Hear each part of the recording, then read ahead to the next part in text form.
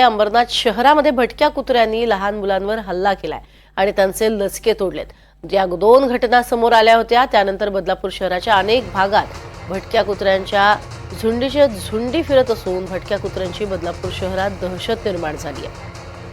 बदलापूरकरांच्या या त्रासाला एनडीटीव्ही मराठीनं वाचा फोडत याबाबत बातमी दाखवली होती आणि याच बातमीची दखल घेत बदलापूर पालिकेचे मुख्याधिकारी मारुती गायकवाड यांनी दर महिन्याला 500 कुत्र्यांचं निर्बीजीकरण करण्याचे आदेश पालिका प्रशासनाला दिले। त्यामुळे बदलापूर शहरामध्ये वाढत चाललेल्या भटक्या कुत्र्यांचा सुळसुळाट कमी होण्यास मदत होणार आहे आणि नागरिकांवर कुत्र्यांचे हल्ले होण्याचं प्रमाण देखील कमी होणार आहे।